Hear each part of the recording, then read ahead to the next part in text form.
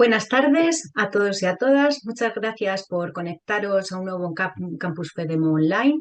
En esta ocasión para hablar sobre PTI, que es diagnóstico y tratamiento. Soy Lourdes Pérez, gerente en la Federación Española de Hemofilia. Quiero disculpar a nuestro presidente, Daniel Aníbal García Diego, que ha tenido un imprevisto de última hora y no puede conectarse. Nos acompaña en este Campus FEDEMO la doctora Laura Quintana París, hematóloga del Servicio de Hematología y Hemoterapia del Hospital Universitario de Gran Canaria, doctor Negrín, a la que quiero agradecer su participación en este webinar y bueno, su predisposición a colaborar desde el primer momento. Estamos seguros de que será una sesión súper interesante y al finalizar la misma, pues la doctora podrá responder a las cuestiones que nos habéis hecho llegar previamente en el formulario de inscripción y también recordaros que si tenéis alguna nueva pregunta podéis enviárnosla al correo electrónico fedemo@fedemo.com y al finalizar la sesión, pues la doctora la responderá amablemente. Y doctora Quintana, cuando quiera, por favor. Muchas gracias.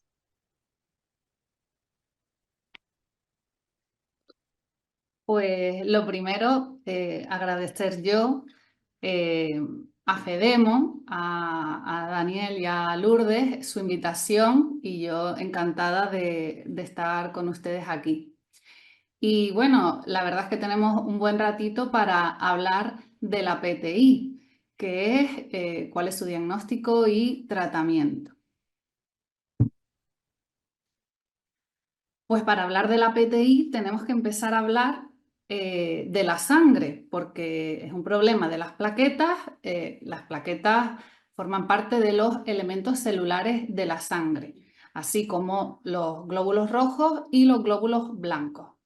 Las plaquetas son esos elementos de ahí, en medio, pequeñillos, que se van a encargar de la hemostasia. Y las plaquetas, sobre todo, tienen una misión fundamental en reparar heridas en la vasculatura, en los vasos sanguíneos que se pueden producir. Ahí es donde empiezan a agregarse y actuar con otras proteínas de la coagulación para que se pueda arreglar y reparar ese problema.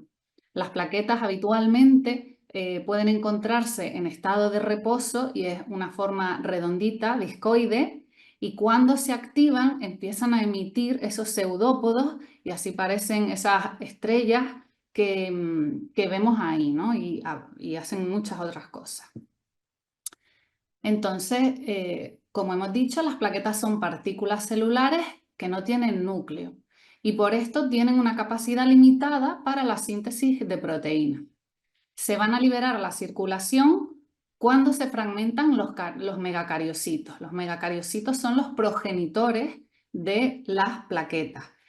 Son unas células muy grandes que se van dividiendo y tienen un núcleo muy grande y cuando llega su momento óptimo de maduración se acercan a un vaso sanguíneo dentro de la médula ósea y empiezan a liberar las proplaquetas, ¿no? Son esos dibujos que se ven ahí alargados y que van avanzando en su estado de madurez hasta formar por último las plaquetas que son las que se van a liberar al torrente sanguíneo. Y toda esta maduración de las plaquetas desde los megacariocitos ocurre gracias a la trombopoyetina, que es una glicoproteína que se fabrica en el hígado y en el riñón que va a regular la proliferación y la maduración tanto de los megacariocitos en la médula ósea como de las plaquetas. Cuando las plaquetas entran a la circulación, van a tener una vida media de 7 a 10 días y la médula ósea va a estar continuamente fabricando plaquetas para que en el cuerpo haya una cifra adecuada para todas sus necesidades.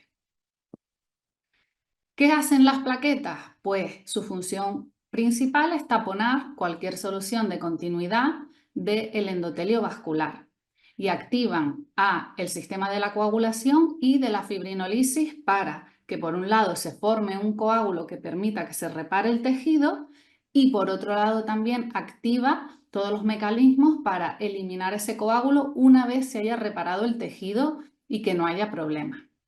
Pero las plaquetas, además de esta función principal, tienen otras muchas funciones.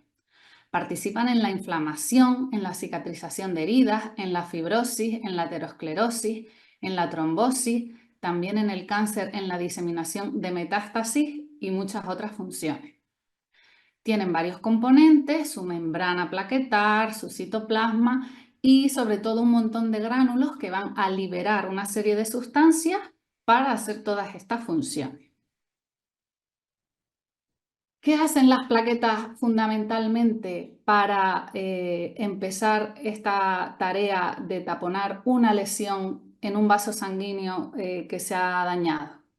Primero se adhieren al endotelio dañado.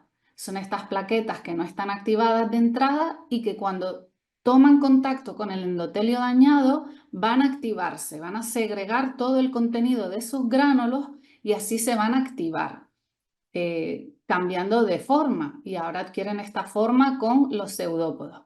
Y después de activarse y agregar y segregar todas estas sustancias, se van a unir unas a otras, que es lo que se llama la agregación.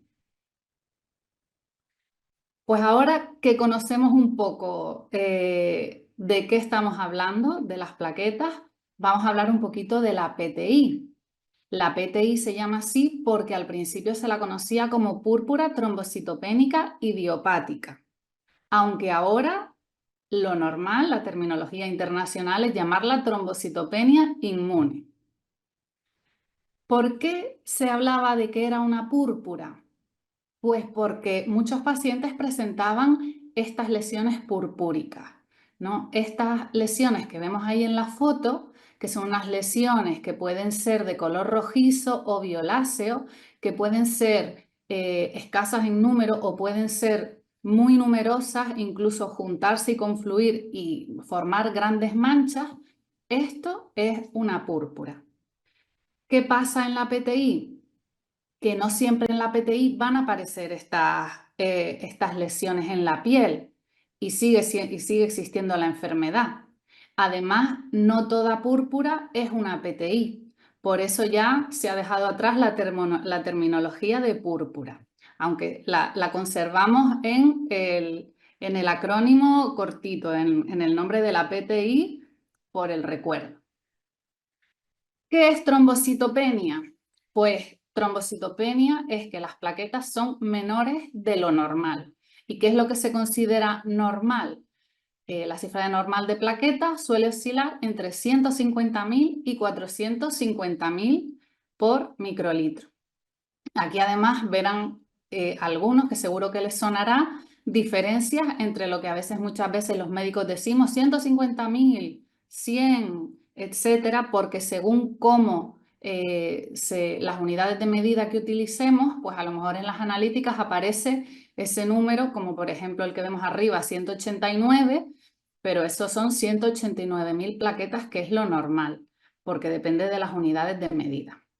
Aquí para la charla utilizaremos siempre los miles, ¿no?, dentro de la normalidad.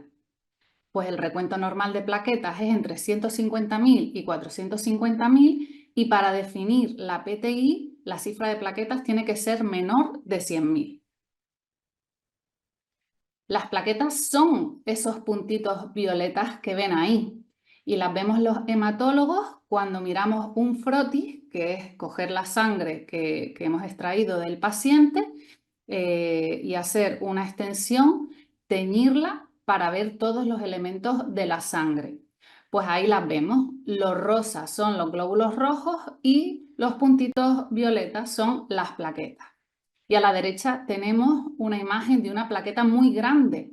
Eso suele ser una plaqueta inmadura. A veces las vemos en determinadas circunstancias. Pero como ven, son elementos celulares muy pequeñitos respecto al tamaño de los glóbulos rojos. Pues, ¿qué ocurre en la PTI? Esto que ven a la izquierda, que donde tenía que haber muchos puntitos violeta, solo vemos uno en todos esos, en todo ese campo de Mathieu. A la derecha tienen una imagen de lo que es un aspirado de médula ósea, una evaluación de la médula ósea de un paciente con PTI. Esta es una prueba que no hace falta hacer de entrada. Solamente se va a hacer en algunos casos en los que se considera necesario. ¿Y qué veríamos ahí en un paciente con PTI? Pues que tiene los megacariocitos, que son esas bolitas que parecen de algodón violetas, tiene los megacariocitos presentes y aumentados de tamaño en muchas ocasiones. Entonces, esto nos ayuda en la confirmación de que las plaquetas están bajas, pero no porque hayan desaparecido de la médula ósea sus precursores, sino porque se están destruyendo en algún lugar. Ahora lo veremos. ¿Y por qué se llama inmune o inmunológica? Pues porque el descenso de las plaquetas se debe a que se destruyen por un mecanismo inmune. Inmune es el sistema que todos tenemos para defendernos de lo que nos pueda atacar. Aquí hay un ejemplo, ¿no? En este caso, las plaquetas son reconocidas por las células que forman parte del sistema inmune, que van a detectar todo lo que es extraño, todo lo que puede ser un riesgo para el cuerpo, lo van a procesar y se lo van a enseñar a otras células del sistema inmune para que lo reconozcan y lo puedan eliminar. ¿Y cómo se podrá eliminar? Por dos mecanismos. A los linfocitos B se les va a dar la instrucción de que fabriquen anticuerpos para defenderse de esas plaquetas. Y a los linfocitos T se les va a dar la instrucción de que cuando detecten esas partículas de plaquetas que está enseñando como un riesgo, lo ataquen y lo eliminen. Ahora lo iremos viendo. Así que por todo esto decimos que la PTI es una enfermedad autoinmune. ¿Por qué? Porque el cuerpo ha identificado como extraño y como riesgo una cosa que es propia y que necesita, que son sus plaquetas. Por eso se está autoatacando y ha perdido la capacidad de diferenciar lo que es propio de lo que es extraño y ajeno y se está atacando. Entonces, también decimos que la PTI es una enfermedad multifactorial, que además se debe a una combinación de estímulos que puede ser tanto genéticos como adquiridos. Genéticos porque muchas enfermedades autoinmunes tienen una cierta predisposición genética a ocurrir. Hay personas que pueden tener genes que les hagan estar predispuestos a tener enfermedades autoinmunes. Pero también hay otros factores que desencadenan esta enfermedad, sobre todo infecciones, y lo comentaremos luego. ¿Y cómo ocurre la eliminación de las plaquetas? Por un lado, porque se eliminan de manera acelerada en órganos como el vaso, fundamentalmente, o el hígado, y por otro lado, porque también la producción de plaquetas por los megacariocitos está disminuida.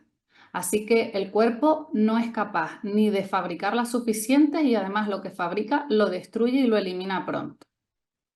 Como hemos dicho, los desencadenantes más frecuentes, las infecciones víricas y otras enfermedades sistémicas como enfermedades autoinmunes o a veces neoplasias. Vamos a llamar además a la PTI primaria si no vemos ninguna otra causa que se asocie a estas trombocitopenias. Y vamos a llamar a la PTI secundaria cuando además hay alguna otra enfermedad que se relaciona con una destrucción inmune de células, pues como por ejemplo el VIH, las hepatitis, un lupus eritematoso sistémico, una leucemia linfática crónica o el uso de algunos fármacos. Estos son algunos desencadenantes que en pacientes identificamos que han ocurrido estos eventos y posteriormente el paciente presenta una trombocitopenia. ¿Y en qué personas se presenta esta enfermedad?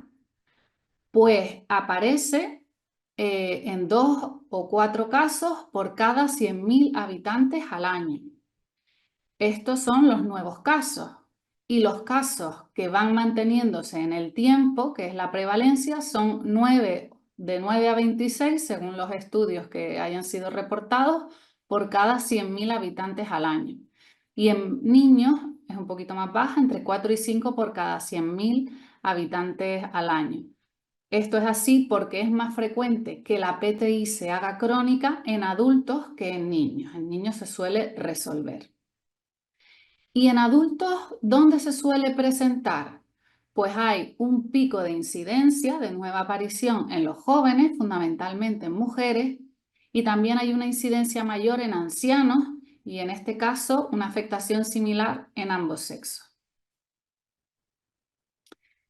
Hablamos también en la PTI de las fases de la enfermedad según el tiempo que ha transcurrido desde el diagnóstico. Hablamos de una PTI de reciente diagnóstico cuando estamos en los 3 primeros meses desde que se diagnostica. Hablamos de una PTI persistente si persiste la trombocitopenia y la necesidad de tratamiento entre 3 y 12 meses después del diagnóstico.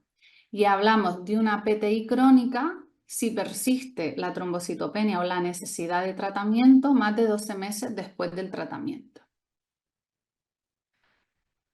Vamos a hablar ahora de los síntomas y de los signos, que es la primera señal de alarma para los pacientes. ¿Qué nota un paciente cuando aparece la PTI? Sangrado en piel, y esos son las petequias, que esos son pequeños puntitos rosados o violáceos, o equimosis, que es lo que todos conocemos como cardenales o moratones. Puede también haber sangrado en las mucosas. Por ejemplo, en la mucosa oral puede haber pequeñas ampollas hemorrágicas que hagan pensar que puede haber un problema de las plaquetas. Las mujeres pueden presentar sangrado menstrual abundante. Con muy poca frecuencia va a haber sangrados graves, como por ejemplo la hemorragia intracraneal. Es muy raro que una PTI se manifieste como un sangrado grave. Y otro síntoma muy común y a menudo al que prestamos poca atención es la fatiga. Pues el sangrado, que siempre es lo que más nos llama la atención, se relaciona fundamentalmente con una cifra de plaquetas muy baja, que es menores de 20.000 por milímetro cúbico. ¿Cómo vamos a diagnosticar esta enfermedad? Pues lamentablemente hoy por hoy llamamos al diagnóstico de esta enfermedad un diagnóstico de exclusión. Significa que para diagnosticarla hay que excluir otras causas de que las plaquetas estén bajas. Es decir, de momento hoy por hoy no tenemos ninguna prueba diagnóstica que cuando la pidamos y sea positiva o negativa nos diga que eso es una PTI. Entonces, hay una serie de pruebas que se van a pedir a todo paciente con PTI cuando aparece esta enfermedad, que son básicas. Lo primero, una historia correcta del paciente, una historia familiar con los antecedentes familiares, el examen físico, un hemograma que incluya reticulocitos, que son los precursores de los hematíes, los glóbulos rojos. Un frotis de sangre periférica, hay que mirar bien la sangre al microscopio e identificar cualquier cosa. Vamos a pedir inmunoglobulinas, un grupo sanguíneo y serología de los virus que más frecuentes se relacionan con esta enfermedad. A veces nos es útil otras pruebas, pues sobre todo pruebas, por un lado, infecciosas, como otros virus, como el virus de Epstein-Barr, el citomegalovirus y el parvovirus, algunos otros test buscando microorganismos como el Helicobacter pylori y sobre todo test de enfermedades autoinmunes. Como hemos dicho, a veces se relaciona con otras, entonces vamos a ver si hay alguna otra enfermedad autoinmune. La médula ósea puede ser útil en casos seleccionados. Y hay estudios cuya utilidad no ha sido probada, como los niveles de trombopoyetina y algunas otras pruebas como el complemento, que eso habitualmente no se va a recomendar hacerlo fuera de un estudio de investigación. Y con todas estas pruebas y con todos estos análisis, vamos a hacer un diagnóstico diferencial de la PTI, intentando descartar otras enfermedades que pueden asociarse también a trombocitopenias. Pues pueden ser enfermedades de la médula ósea, pueden ser enfermedad hepática, puede ser una trombocitopenia hereditaria, puede ser una trombocitopenia inmune secundaria a otros trastornos y otra serie de cosas. Y cuando hayamos descartado todas estas cosas que no son, nos quedaremos con el diagnóstico de PTI. Y ahora vamos a hablar un poco del tratamiento. ¿Cuándo hace falta iniciar el tratamiento? No siempre hará falta iniciar el tratamiento cuando las plaquetas estén menores de 100.000. ¿Por qué? Porque lo que vamos a buscar con el tratamiento es evitar un riesgo de sangrado muy importante. Entonces, vamos a iniciar el tratamiento cuando hay un sangrado muy grave. Un sangrado moderado o grave nos va a obligar a iniciar un tratamiento. Y en ausencia de sangrado, sin datos de sangrado, vamos a iniciar tratamiento habitualmente cuando las plaquetas sean menores de 20 o de 30.000. Habitualmente, siempre vamos a recomendar tratamientos si son menores de 10.000, porque ahí hay bastante riesgo de sangrado. En la mayoría de los casos, si son menores de 20.000, le vamos a recomendar al paciente iniciar el tratamiento. Y cuando las plaquetas están entre 20 y 30.000, podemos individualizar un poco según el paciente. Pero si las plaquetas están entre 30 y 50.000 y no hay sangrado, no vamos a recomendar iniciar un tratamiento salvo que haya circunstancias especiales. Por ejemplo, que el paciente necesite una operación próximamente y necesite tener las plaquetas más altas, pues ahí sí lo iniciarían. Pero de entrada son entre 30 y 50.000, es una cifra muy segura, no hay riesgo de hemorragias graves, no recomendaríamos el inicio de un tratamiento en ese caso porque también los tratamientos pues, pueden tener sus complicaciones.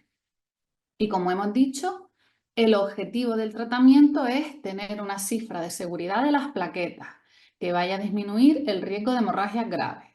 Cuando hemos iniciado el tratamiento, el objetivo será mantener las plaquetas por encima de 50.000. Esto significa que el objetivo no es volver a las plaquetas al límite normal que son 100, 150.000. El objetivo es una cifra mínima de seguridad y tendremos el tratamiento lo necesario y a la cantidad necesaria para esto. ¿Cuál es el tratamiento de primera línea? Pues fundamentalmente los corticoides. Los corticoides lo que hacen es inmunosuprimir. Vamos a llamarlo así, atontar al sistema inmune para que deje de atacar a las plaquetas, para que deje de fabricar anticuerpos y deje de eliminar a las plaquetas. ¿Cómo lo haremos? Con prednisona o con dexametasona. Son los dos corticoides que más se usan en el tratamiento de la PTI. Habitualmente en adultos usaremos prednisona inicialmente 1 miligramo por kilo al día durante pues 2-3 semanas como máximo a esa dosis y luego vamos disminuyendo progresivamente hasta un máximo de tratamiento de 6-8 semanas. El objetivo es frenar al sistema inmune y disminuir luego rápidamente los corticoides para eliminarlos en el plazo de esas 8 semanas. Con la dexametasona tenemos otras dosis, usamos dosis entre 20 y 40 miligramos al día durante 4 días y esta secuencia la repetimos cada 15 días. La podemos repetir hasta 3 o máximo 4 ciclos y con esto queremos lo mismo, que las plaquetas vuelvan a una cifra de seguridad y se mantengan así. También tenemos para el tratamiento de primera línea las inmunoglobulinas intravenosas. Las inmunoglobulinas consiste en inyectar al paciente inmunoglobulinas que lo que hacen es evitar la destrucción de las plaquetas en el vaso fundamentalmente. Y la transfusión de las plaquetas es una medida desesperada que solo vamos a usar en casos de sangrado de riesgo vital, porque es una medida que es muy poco rentable, ya que cuando ponemos plaquetas, esas plaquetas que le transfundimos las van a destruir los anticuerpos y el sistema inmune. Entonces esa medida nos la guardamos para un sangrado muy grave. Cuando ponemos este tratamiento de primera línea, vamos a evaluar las respuestas al tratamiento. Y aquí hay muchas definiciones que nos sirven sobre todo a los médicos para entendernos entre nosotros, para entender los estudios que se publican a este respecto y para hablar un poco todos de la misma manera. Pues una respuesta se considera haber llegado a un recuento mayor de 30.000 que al menos haya duplicado el recuento basal. Una respuesta completa es cuando se alcanzan ya más de 100.000 plaquetas. Si no hay respuesta, es que no han llegado las plaquetas ni a subir de 30.000 o a doblar la cifra basal con la que partía el paciente. Hablamos de corticodependencia cuando las plaquetas suben mientras tenemos los corticoides, pero cuando intentamos retirarlas, bajan. Hablamos de respuestas duraderas cuando tenemos respuestas tras 6 meses. Respuestas tempranas cuando vemos una respuesta en la primera semana. Y aquí hay un montón de definiciones que simplemente nos van a ayudar un poco a saber la situación del paciente respecto a un tratamiento. Y vamos a pensar, a informarnos cuáles son las respuestas que se tienen a esta primera línea de tratamiento. Pues la tasa de respuesta inicial al tratamiento con corticoides oscila entre un 50 y un 90%. Esto es la respuesta inicial. Pero ¿quiénes van a mantener esta respuesta más allá de 6 meses? Solo del 10 al 40% de los pacientes. Así que, lamentablemente, habrá un 60% que necesiten probablemente una segunda línea de tratamiento. Las inmunoglobulinas van a aumentar las plaquetas en un periodo muy corto de tiempo en el 85% de los pacientes tratados, pero es una respuesta muy transitoria, no va a durar más de 3-4 semanas, pero es lo suficiente para darnos margen en caso de un sangrado importante o una cirugía que requiera un control de las plaquetas. Y vamos a los tratamientos de segunda línea, cuando han fallado los de primera línea. Pues seguro que a todos les suenan lo que son los agonistas del receptor de la trombopoyetina, que son actualmente el romiplastin, el trombopac y el avatrombopac. Son los 3 que tenemos disponibles, comercializados y en uso en nuestros hospitales. Bueno, la molécula esa roja que ven ahí es la trombopoyetina original del cuerpo y ese receptor verde es el receptor de la trombopoyetina. Cuando la trombopoyetina se une a su receptor, en la plaqueta y en el megacariocito se activan todas las vías celulares para que maduren los megacariocitos y se desarrollen y se produzcan las plaquetas. Bueno, pues el romiplastin, el trombopac y avatrombopac, estos agonistas hacen lo mismo que hace la trombopoyetina humana. Se unen a diferentes partes del receptor y van a estimular a la plaqueta y al megacariocito a su desarrollo y maduración. Tenemos también dentro de los tratamientos de segunda línea el fostamatinib.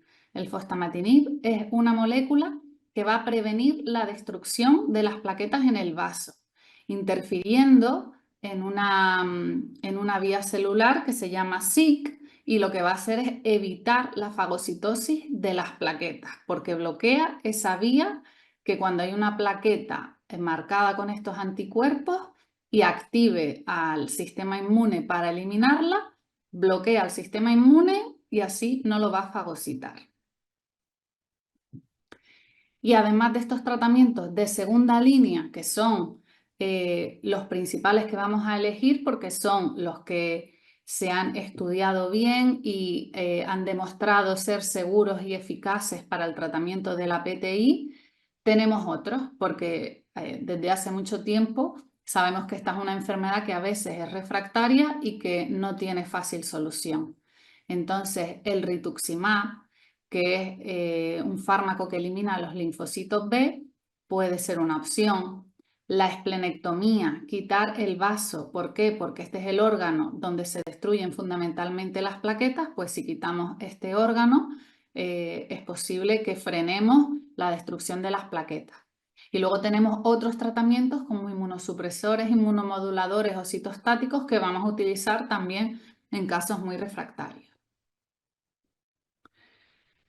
Siempre todas las recomendaciones de tratamiento, tanto de primera línea como de segunda línea, vienen avalados por diferentes guías de sociedades científicas a nivel internacional. Cada agencia reguladora tiene la suya y esta que les presento aquí es la guía Gepti, del grupo español de PTI, donde pone todo esto muy clarito para que esta información esté disponible pues, para todos los médicos que tratan pacientes con PTI.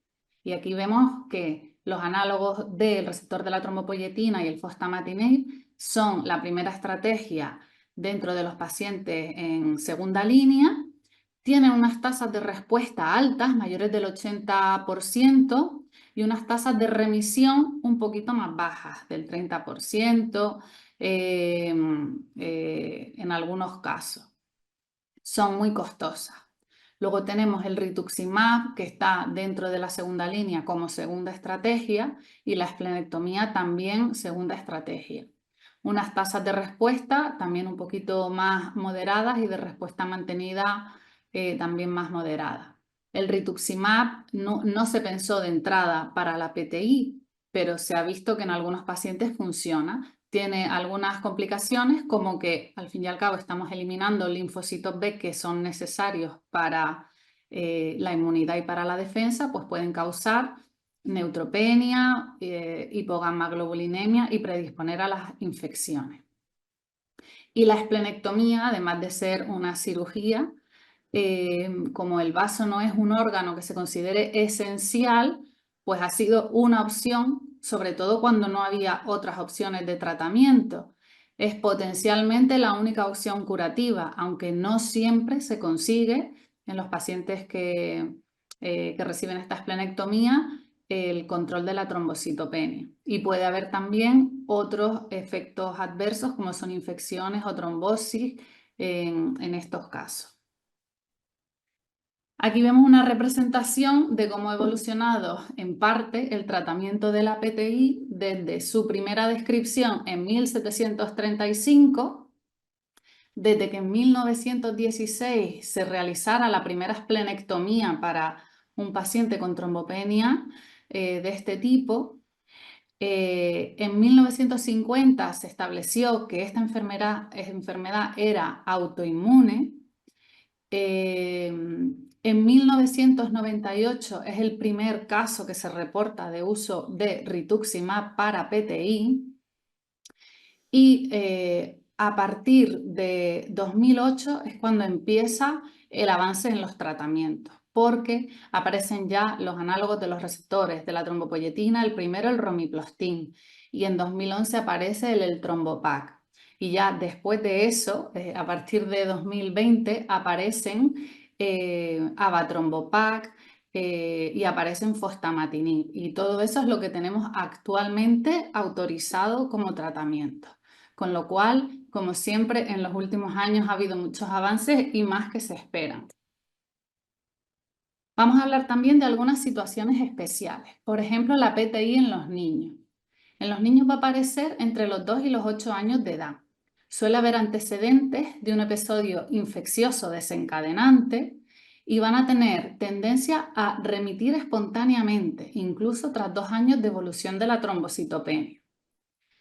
El riesgo en los niños de que se den un golpe y que tengan un sangrado es superior, sobre todo en los niños pequeños y a veces en los adolescentes con mucha actividad física.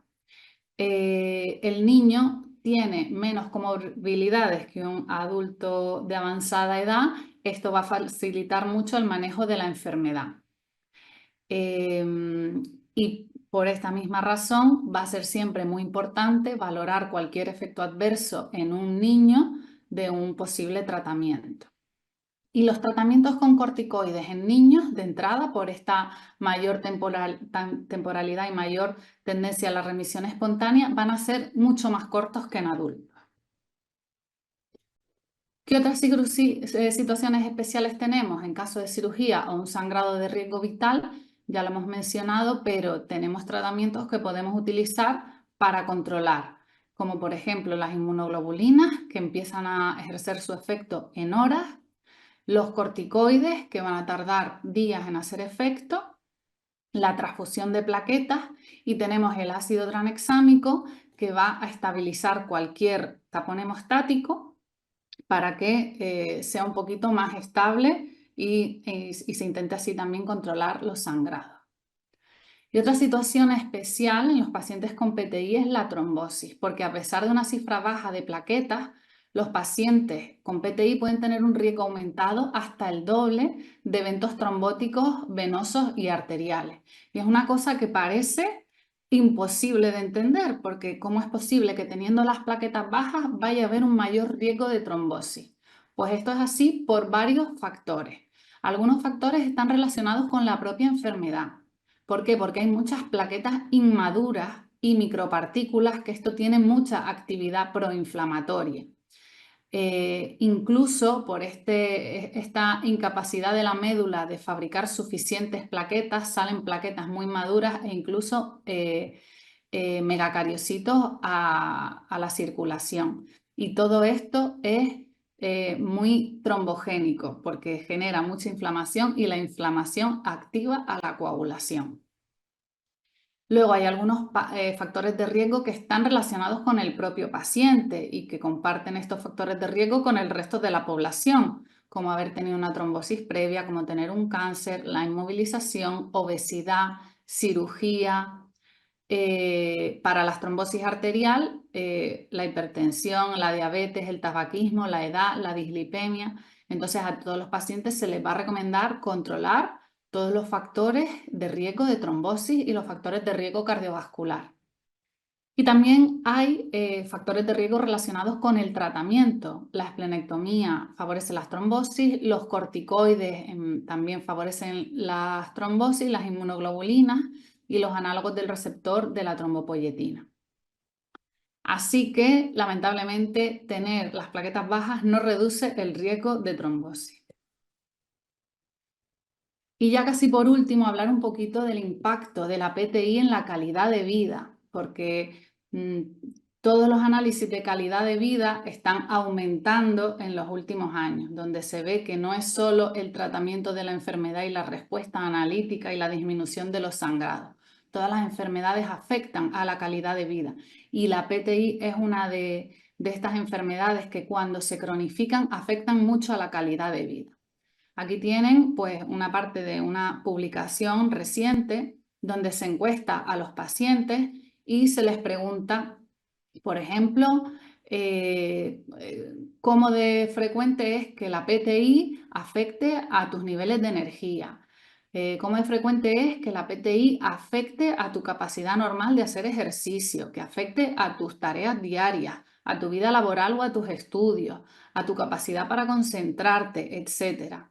Y la verdad es que es muy llamativo ver cómo en amarillo y en azul están aquellos que responden que más de la mitad del tiempo están afectadas todas esas cosas, su energía, su capacidad de hacer ejercicio, su vida laboral, los estudios.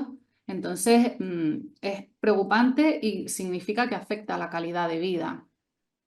Y las preocupaciones que tienen los pacientes, pues por ejemplo se preocupan porque su enfermedad puede empeorar. A algunos les preocupa que las plaquetas suben y bajan sin ninguna razón aparente. Se preocupan porque no tienen una cifra estable de plaquetas y todo esto ocupa muchísimo tiempo en la mente y en la vida de las personas con PTI. Por eso hay una iniciativa internacional que se llama eWish, que es una encuesta mundial sobre el impacto de la PTI en los pacientes. Y, por ejemplo, de entre todas las cosas que evalúa, pues esta es una encuesta que se hizo en muchos países a unos 1.500 pacientes y unos 500 médicos y reportan todas estas cosas. La mayoría de los pacientes reportan que la PTI tiene un impacto negativo en sus niveles de energía, en la capacidad de hacer ejercicio, en el trabajo, en la capacidad de concentración y de hacer tareas diarias, por lo menos el 50% del tiempo. Ya ven los porcentajes tan altos, ¿vale? De los que estamos hablando. O sea que realmente impactan la calidad de vida.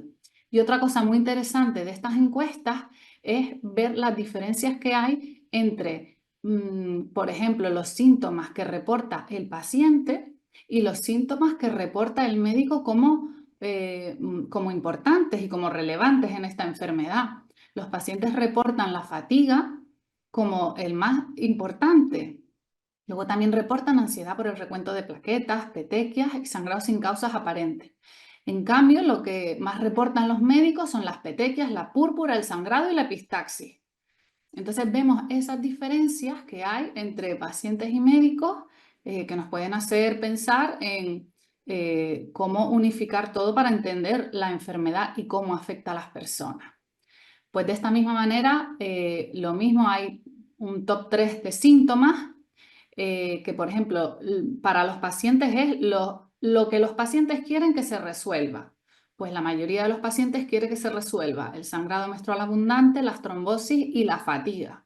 Y lo que los médicos piensan que tiene más impacto en la calidad de vida es la sangre en la orina S, los sangrados graves en las cirugías y el sangrado menstrual abundante.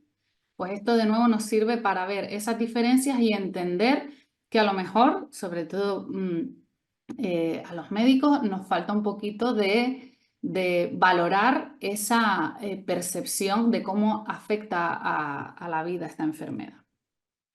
Por eso se habla siempre de, también en la PTI, en todas las enfermedades, pero también en la PTI, que tiene que haber una toma de decisiones compartida, tanto en el tratamiento médico como en el manejo de esta enfermedad. De manera que un paciente, cuando aparece esta enfermedad, le puedan remitir al especialista correcto, que se puede evaluar lo antes posible y confirmar esta enfermedad, que podamos informarle bien de toda la información relevante para tomar las decisiones sobre el tratamiento y hacer un seguimiento. El futuro, pues el futuro es prometedor. Hay muchísimos fármacos en desarrollo, nuevos agonistas del receptor de la trombopoyetina que están ahí en verde. Y luego todo lo que está en rojo son inhibidores de diferentes elementos celulares y sustancias para frenar también esta destrucción de las plaquetas. Y en el futuro también nos preguntamos varias cosas. ¿Se podrán evitar los corticoides en primera línea? Porque los corticoides todavía no han sido desbancados por ningún otro fármaco en primera línea para conseguir la remisión, pero tienen sus problemas. Acarrean efectos adversos y hay pacientes que los toleran mal. El objetivo es, ¿se podrían evitar con otros tratamientos? ¿Podremos mejorar las tasas de remisión en primera línea? ¿Cuándo llegarán estos nuevos tratamientos? ¿Podremos predecir la respuesta a los tratamientos? Esto es muy importante. Nos gustaría poder elegir el tratamiento más adecuado para cada paciente con algo de información. ¿Se conseguirá el control de algunos síntomas como la fatiga? ¿Podremos manejar mejor la enfermedad en pacientes con otras comorbilidades como trombosis o riesgo de trombosis? Entonces hay muchas cosas que están en el aire y no es solo que están en el aire, sino que se están investigando para poder seguir avanzando y seguir cumpliendo hitos en esa flecha que va hacia el futuro en el tratamiento de la PTI. Pues como conclusiones, la PTI es una enfermedad autoinmune en la que se destruyen las plaquetas. Sus principales síntomas son los sangrados, sobre todo cutáneos, cuando las plaquetas disminuyen de 20 a 30.000. Se diagnostica con una correcta evaluación del paciente, un hemograma, un frotis y otras pruebas para descartar otras causas. El tratamiento de primera línea consiste en corticoides e inmunoglobulinas. En el tratamiento de segunda línea contamos como primera elección los agonistas del receptor de la trombopoyetina y el fostamatinib. Es una enfermedad que en muchos casos se cronifica y afecta la calidad de vida de los pacientes y es fundamental una toma de decisiones compartida en el tratamiento de la PTI. Pues muchísimas gracias por su atención, por haber escuchado y ahora si hay alguna pregunta, pues encantada de responder. Muchas gracias, doctora Quintana, y felicidades porque ha sido una exposición muy didáctica. Primero explicándonos qué son las plaquetas, de dónde vienen, sus funciones, para entender qué es la PTI, ¿no? La trombocitopenia inmune. Ahora, Exacto. cómo diagnosticarla, los síntomas, signos, hablaba también del diagnóstico de exclusión y luego pues el tratamiento, el objetivo del tratamiento y bueno, hemos podido ver también cómo ha evolucionado, ¿no? El mismo. Ujú, También me parece muy interesante que destacó las situaciones especiales en los niños, en cirugías o sangrados de riesgo vital y el riesgo de trombosis, que es algo que sorprende también. ujú, Y como no, pues ha hablado del impacto que tiene la patología en la calidad de vida de las personas con PCI por la fatiga, la ansiedad, por supuesto por los sangrados y la importancia de una toma de decisiones compartidas, pues para tomar decisiones conjuntas de cara a un buen tratamiento, ¿no? Y a obtener, pues, o a esperar una mejor calidad de vida de los pacientes, ¿no? ujú. Bueno, tenemos algunas preguntas que nos han remitido a las personas que están conectadas Ujú. y, bueno, si quieres las vamos comentando. Muy bien. Pre- Preguntaban cuál es el mayor tiempo que ha usado romiplastin en un paciente. Pues, eh, por ejemplo, yo no puedo responder cuánto es el mayor tiempo que se ha usado, pero que hay pacientes que llevan prácticamente desde que apareció en el mercado o desde que nosotros lo pudimos usar, porque es verdad que aparece en el mercado, pero nosotros siempre lo podemos usar un poquito después por toda la regulación. Sí lo hay. Hay pacientes que llevan muchísimos años con todo eso. Y hoy en día también es muy importante saber que para los agonistas del receptor de la trombopoyetina se intenta lo que se llama la discontinuación. En algunos pacientes que se mantienen en remisión completa, se intenta poquito a poco bajar las dosis intentando retirar el tratamiento. Hay algunos pacientes en los que los conseguimos, pero otros pacientes no. Otros pacientes siguen teniendo esa actividad inmune, autoinmune, tan persistente que dependen del agonista para mantener la cifra de plaquetas de seguridad y por eso siguen tantos años con el romiplastin. Ujú. Hay varias preguntas también en relación con las vacunas, ¿no? Si nos dicen que si nos vacunamos contra la COVID, si tenemos las plaquetas bajas, nos vacunamos ahora de la gripe. No sé, ¿nos puede contar, doctora?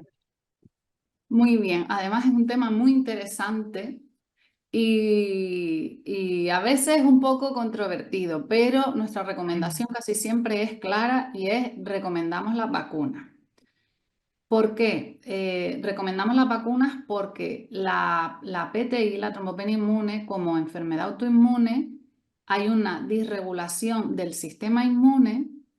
Entonces también se ha visto que estos pacientes tienen más tendencia a infecciones, no solo a las trombosis, sino pueden tener más tendencia a las infecciones.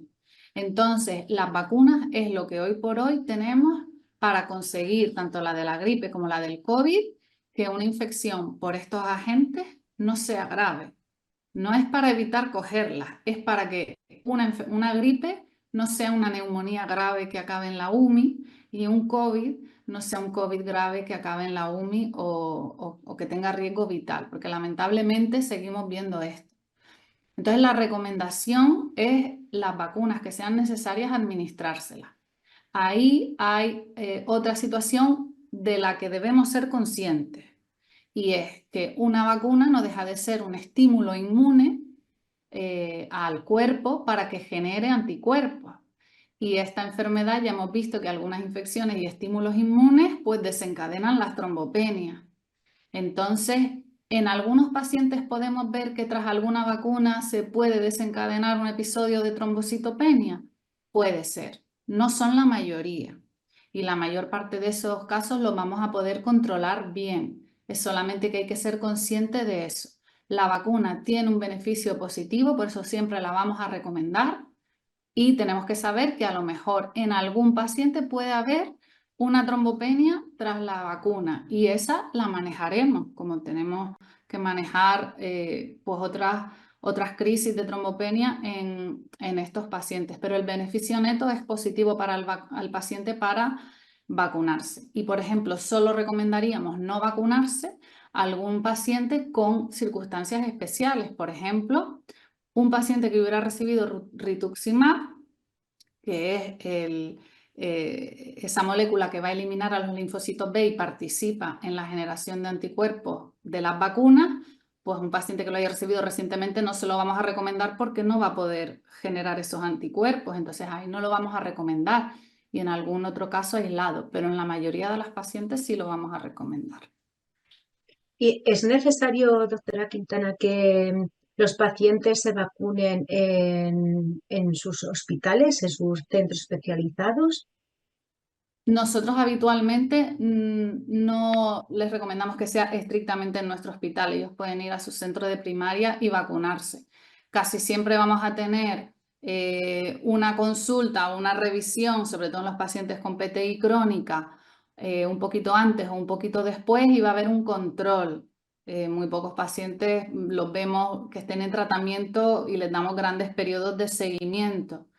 Y a todos los pacientes, por ejemplo, que han tenido algún episodio de PTI que está resuelta y les mantenemos en seguimiento un tiempo, siempre les decimos que las plaquetas pueden bajar en cualquier circunstancia. Lo importante es que estén alertas ante cualquier situación y ante la mínima sospecha, pues que vengan para hacer un hemograma y confirmar si se han bajado las plaquetas.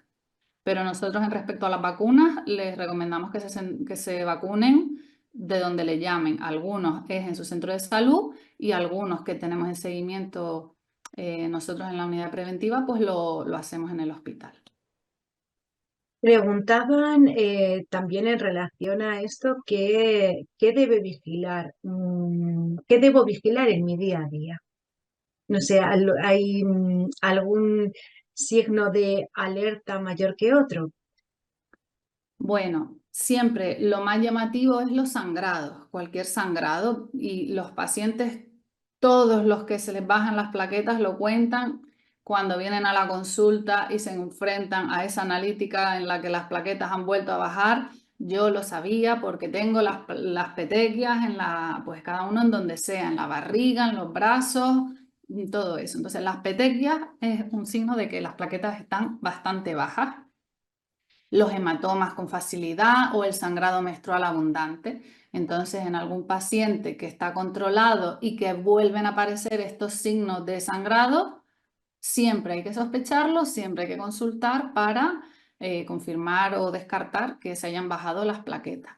Y otro tema importante es la fatiga, que es ese que decía que a los médicos no le hemos hecho mucho caso, pero que es muy importante, a veces muy invalidante porque es un cansancio muy intenso y que no se explica por nada, porque no tienen anemia, no tienen el hierro bajo, pero están muy cansados de manera especial. A veces también hay que hacer otro diagnóstico diferencial con otras cosas que dan cansancio, pero a veces es una señal de que las plaquetas han bajado.